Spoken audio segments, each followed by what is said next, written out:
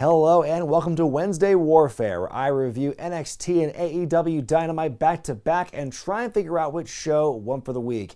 If you watched my Wrestle Rock Rumble review from yesterday and you're wondering, hey Brian, how'd your beard grow back so fast? Well, to answer that question, I filmed the Wrestle Rock Rumble weeks ago before I grew the beard out, and here we are now. The magic of editing, everyone. Like what you like, don't be a dick, let's get started. Mauro Ranallo flies solo on commentary for NXT. I don't know if I like that so much. I think Mauro is best when he's with other announcers and he can play off them and stuff, but I did enjoy his opening line, hello all you cool cats and kittens, and I haven't even seen Tiger King. The first match tonight is the women's ladder match for the number one contendership for the women's title. You have Io Shirai, Tegan Nox, Mia Yim, Dakota Kai, Candice LeRae, and Chelsea Green. Candice, by the way, sporting a really cool outfit inspired by Shawn Michaels' attire from WrestleMania 10. Great callback there.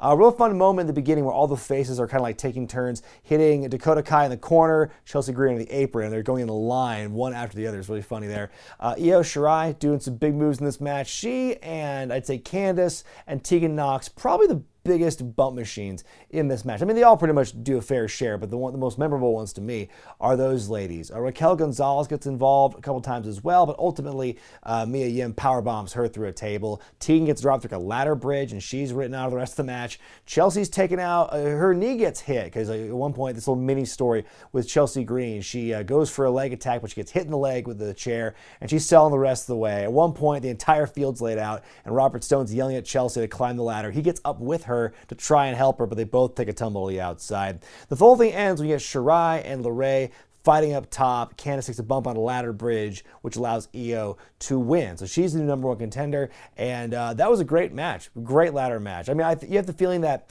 if it were happening at TakeOver as intended, in front of a live audience and everything, I get the feeling that more stops would have been pulled out in that matchup. But I think it was still great nonetheless. Those ladies gave it their all, and seeing Io win was really cool because, boy, just the wheels start spinning in my head about Io Shirai Charlotte match for the title. I'm looking forward to that one. We get a recap of Finn Balor's more recent skirmishes the last couple of months with Walter and the rest of Imperium. And part of the whole thing, they show a lot of a match that Finn had with Alexander Wolf on NXT UK several weeks ago, like the second half of the entire match, like unedited. And then we go back to like promo, like high quality editing and stuff, where he tells Walter that his NXT UK reign is on borrowed time. I thought it was overall a good package to remind you of the storyline.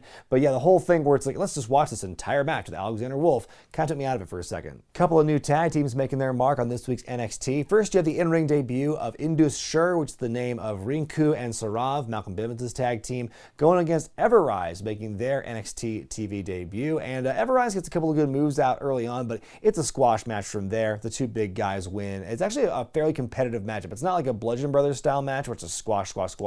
It's like it's fairly competitive until the Indus Sher wins the match. So yeah, good looking for their in-ring debut. We get another cell phone promo from Adam Cole Bebe, who's sitting in near the pool of his Florida home, and he tells the Velveteen Dream he still doesn't deserve a title shot, even though he did beat Bobby Fish last week. He got lucky, but lightning won't strike twice. He then says that, one day he will end the experience and shatter the Dream spotlight. A good little short and sweet promo, but I'd like to see Cole getting involved more in a live in-person capacity. I'm not sure what his limitations are, but the cell phone promos, I'm like, it's kind of cheesy to me. We then get a recap of the women's title match with Rhea Ripley and Charlotte Flair at WrestleMania, and then after the recap is over, they replay Charlotte's post-match promo that they showed on Raw on Monday, and then we also get Rhea Ripley's comments for the first time, and she simply says she was better than I expected. My one question with this is, so is Rhea Ripley back in Australia or not? Because there seems to be conflicting reports on what the status of her visa is right now. In your final hour of the show, this is your main event, Blackheart versus Rebel Heart, one final beat. I mean, I know it's an hour with commercials, but still, it's an hour. That's a big time commitment there. It's a return of the cinematic style. It's not as, flashy as Boneyard match, for example, but it is shot with that very similar kind of guerrilla style photography, multiple camera angles, not as much music in this one. There's a little music at the beginning of this one, but then when the actual fight happens, it's completely silent and everything. They go to the building, the soundstage at Full Sail, and Triple H is sitting there in the ring, ring. He leaves a chair in there and he tells the guys to do whatever you want. Drake, the referee, is just there to end the match, basically.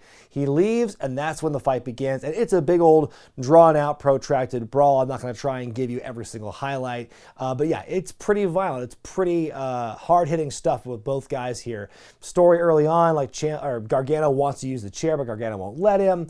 They go to the outside of the ring. They go in the outside of the building. They fight on top of a production truck. You know, the drones fly. You even hear it at some points, too. I thought Vanguard one was going to show up all of a sudden. But a lot of big fights in and out of the ring and everywhere you could possibly do it. I would say this match had more energy than Edge and Randy Orton at WrestleMania. Although that's, I think, because the style, the editing, it automatically gives you more energy with all those edits. Not such a luxury with Last Man Standing match, for example. And this one does, I think, go longer, even if you don't include commercials. I just think, I don't know, it just felt better to me. It felt more exciting. But again, I think the editing played a big part in that, honestly. Anyway, we finally get back into the ring, and Ciampa's disassembling shit once again. And finally, near the end, they lay each other out. They're both knocked out. In comes Candice LeRae, who's like crying and going, "What are you always doing? Stop this." She tells Ciampa, "I hate my husband now." Takes Gargano, her own husband, to Dick Kick City. So I'll take him out of his misery for you and everything. And so Ciampa, all of a sudden, the Black Heart is getting a heart once again. He has some compassion for Gargano. He tells him he's sorry, and Gargano says, "I'm sorry too." Bam! Dick Kick City from behind by Candice LeRae, and that one's for real because Gargano was wearing a cup, baby. Ooh, that's old school. I can't believe how many times we've seen, like, it just reminds me, like, AJ Styles got his balls punched in for weeks by Shinsuke Nakamura, and he never once thought to wear a cup. But like Gargano and the Gargani, Candice and Johnny, they planned that shit. Gargano hits Ciampa's own finisher on the exposed wood in the ring to win the match and officially end the rivalry between these guys. Gargano gets the last laugh, finally getting the big win he was denied so often in their feud.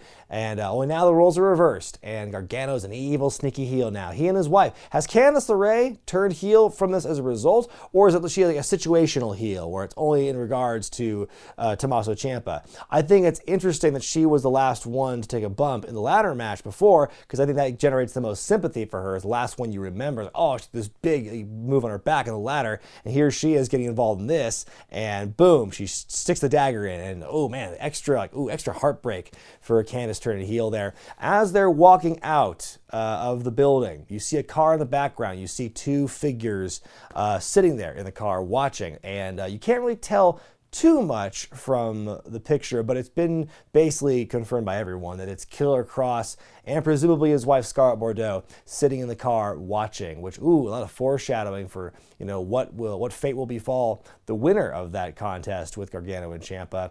This was a big old brawl, big old fight, and a very fitting end to their rivalry. You couldn't have had this match at TakeOver with people. I think like the way they did it, the way they made the best of their situation and having them fight in the empty soundstage, I think it was really well done, really well shot. There were a couple times, though, where I would see some of the other cameras kind of like poking out a little bit, getting ready for that real artsy shot, you know, when they'll eventually cut to it, like around the corner of the ring or whatever.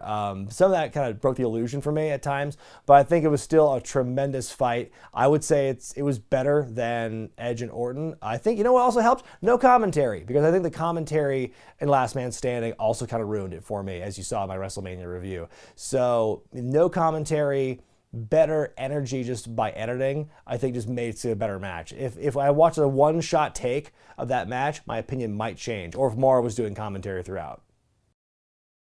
Dynamite this week opens with a promo by Jake Roberts where he asks, would you stare down a moving train on the tracks? Would you jump out of a plane without a parachute? Would you face Lance Archer in the ring? Because the outcome to all three of those is essentially the same. You're done. And he asks Cody, are you a man or a mouse? From there we go to Live in the Ring where Lance Archer takes on and destroys Alan Angels in a squash match. But the big takeaway with this is that the commentary team for this week is Tony Schiavone and Chris Jericho. And Jericho is absolutely really great in this thing. He's insightful at times, he's funny a lot other times. He is a real, just great presence with Tony there. And they have great chemistry too. It's just funny because they have that history going back from the WCW days. Is there nothing Jericho can't do? Hikaru Shida taking on Britt Baker, who the lower third describes as Tony Schiavone's frenemy.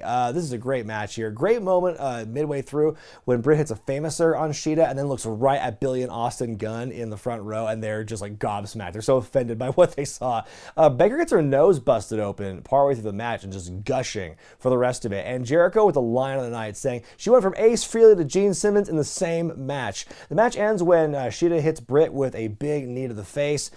Great match here. I think the blood really kind of elevated it in a way, but like the action, even without that, I think it was a really, really great action. They really brought it. One of my favorite parts was when Britt's trying to get the mandible claw locked in for the lockjaw, and she's asking for the referee's glove, which he's already wearing because she's busted open, to put it in Hikaru's mouth and everything. You just got to stay very safe when you're doing the mandible claw there. But yeah, great match. We get some video from earlier in the day where Kenny Omega and Michael Nakazawa are getting ready in their trailer for their match against the Best Friends, and Nakazawa says, hey, we should have a tag team name, the Best Friends. And as they're talking about that, Orange Cassidy pops out of like the bathroom in the trailer. How long have you been there? In come Trent and Chucky T, and there's like, we heard everything you said. Like, the acting and the seriousness in their face was great. And then they basically talk their way into putting their own tag team name on the line in this matchup. And Kenny wants none of his, no, I don't want to take your team name. And everyone else is just adamant. Michael Nakazawa, Trent, Chucky T. It's great. And then Orange goes back into the bathroom while the Best Friends leave the trailer. That was just some funny stuff. A sleepy Excalibur voices over this week's AEW rankings, and then we get a hype package for Jon Moxley and Jake Hager's big empty arena match next week.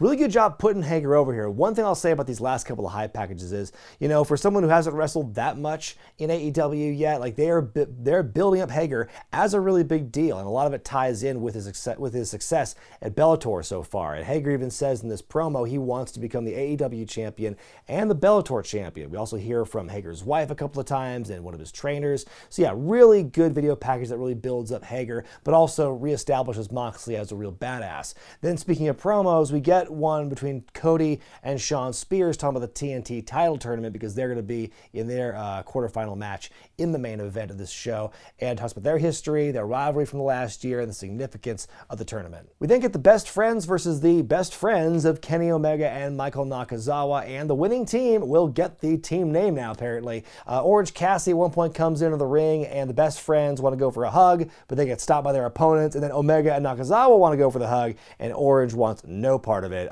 This is a very competitive match. You have some great action, get some comedy thrown in as well. At one point, Nakazawa does like the baby oil, and Trent can't hit the knife edge chops anymore. And then at one point, he also does his Venom arm, where he takes his like thong out from under his tights and puts it on his like, mandible claw style.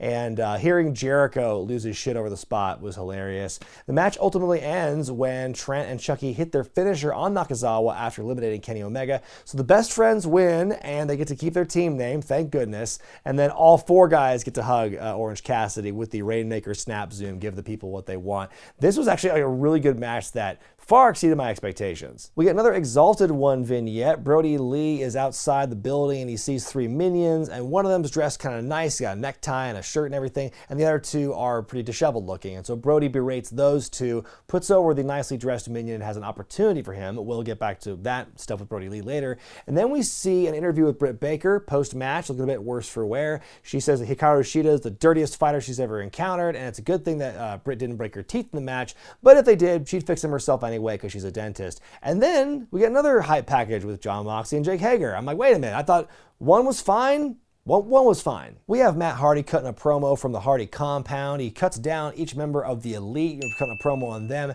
And then we get a recap of the epic encounter between Chris Jericho and Vanguard 1, stepping out of the tub that is hot in his leather pants. And they talk about the fact that Jericho offered the drone a spot in the inner circle, handed him a shirt. And then Matt Hardy wants him to bring the shirt, and Vanguard 1 flies in with Matt Hardy's new shirt as they put that over. And the other shirt, the inner circle shirt, is on fire in a little bin somewhere. And then Hardy invites Jericho to come to the Hardy compound for an Elite deletion. Don't threaten me with a good time. Up next, Brody Lee taking on Lee Johnson, and Lee squashes Lee with a discus clothesline. Brody Lee, that is. I was wondering what happened to the third minion, the one he said the opportunity for him, and he never makes an appearance in this little thing. Also, I know a lot of people in the last couple of weeks have stood up for Brody Lee in the wake of like my comments. I've been saying, oh, he's doing all these things that like Vince McMahon would do, like these things that are very close to things we've heard about Vince McMahon. And some people say, like he's just supposed to be like a tyrannical, tyrant kind of guy, a business guy who's really full of himself. Some of these are just power moves that executives do. I'm like, yeah, that may be true, but I feel a lot of the things that we're seeing are very, especially in the wrestling world, like when you hear stories about that, those are distinctly Vince McMahon stories. So forgive me if I'm a little cynical when I see that and go, oh, they're doing a Vince McMahon pastiche. When it's not, it could be just, oh, it's a corporate so-and-so. But yeah, it's wrestling, so the mind leaps to that conclusion. But I am still willing to give them the benefit of the doubt. I think they pumped the brakes on that kind of feel. I didn't get that vibe as much in the skit that he did with the Minions this week. Really dialed down. So I'm still waiting and seeing where this is going to go. But yeah, that was just my thought on the whole Brody Lee as Vince McMahon thing. But if they dial it back a little bit and kind of show more like, yeah, other ways he can be an asshole businessman, then sure. In your main event is the first match in the TNT Championship Tournament as Cody takes on Shawn Spears, a rivalry 8 months in the making. These guys had a match at All Out last year. It's the first time they've fought since then. It's a very physical match. At one point, Spears suplexes Cody into a barricade that's leaning up against the apron. They set up a table on the outside, and Spears dumps Cody from the inside of the ring through the table on the floor. Cody barely avoids a count-out loss in that way. Cody hits 2 straight crossroads, but Shawn kicks out. And then the finish was really weird. Cody gets Shawn in the figure 4, and instead of tapping out, Spears' shoulders are down, and the referee counts him. And he's pinned. I've never seen someone actually pin somebody with a figure 4 before. And Jericho said that as much in the commentary as well. Like, that's unique, man. That's different. And so kudos to them for giving that a try for the first time in 100 years. The figure 4 has been around. But yeah, great main event. Had a lot of fun. And yeah, let's bring Jericho back for commentary every week. Time now for me to decide which show won for the week, NXT or AEW Dynamite. This week I'm going to go with Dynamite. I was really tempted to make a tie for the week because I thought, both shows really delivered in a big way.